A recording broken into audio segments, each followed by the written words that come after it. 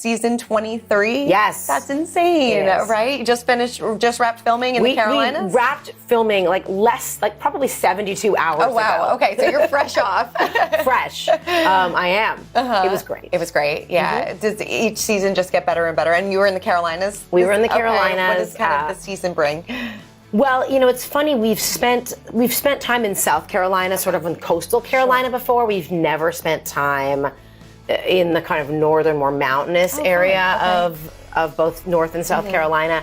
So I learned a lot. It was beautiful. It's a very unique foodway, and it's just a beautiful, beautiful part of this country. Sure, yeah. The chefs this season are amazing and fun and up for the challenge, and we give them a challenge. Wow, it's incredible. I can't believe it's been 23 seasons. It's wild. Is it wild? I was a baby when we started. Right? Well, it started, over 20 years ago? 20 years ago. And we shot it in 2005. So, it's been the greater part of my adult life. How do you feel like your style has changed over the course of the seasons? My judging style? Yeah, your judging style, yeah.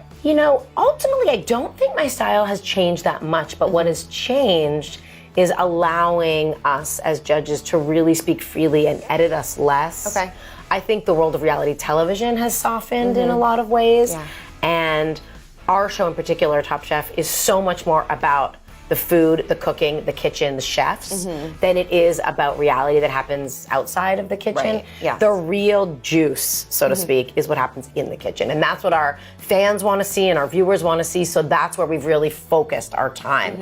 And my judging style, I think, has just been that I now allow myself, and the show allows itself to be a lot more about constructive criticism than anything else. Sure. And that comes first and foremost. And I think the chefs overall will tell you that when we talk to them at judges table, it's because we really want to have a true and honest conversation about food and find out their intention and give them good feedback so that whatever happens, they can do better. 100%. I know that we are talking about World Mental Health Day, and we're talking about something that is deeply personal to you and your family connection to schizophrenia. Yes. And this is something that you haven't talked about, right? Well, I've definitely talked about it in my life. Sure, but, yes. But certainly I have never necessarily talked about it on a big platform publicly before. So why now? I mean, a lot of reasons. One, it's World Mental Health Day, and I think that mental health and mental illness is something that we all still don't talk about enough. And, gathering around the table, feeding people, sharing food, sharing experiences, something that has always been an important part of my life in all ways and my career.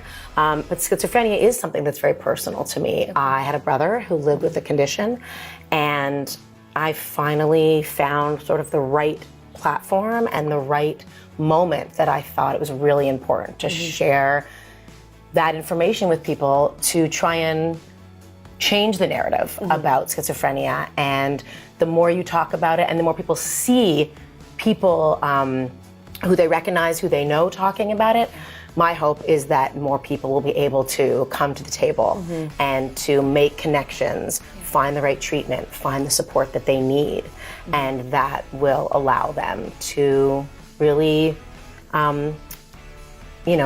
benefit and help themselves and help their families. Definitely. Tell me about your brother. Sure. My brother was diagnosed with schizophrenia when he was in his mid-20s. I was in my late teens. Schizophrenia is a persistent, really disabling mental illness that affects how you feel, how you behave.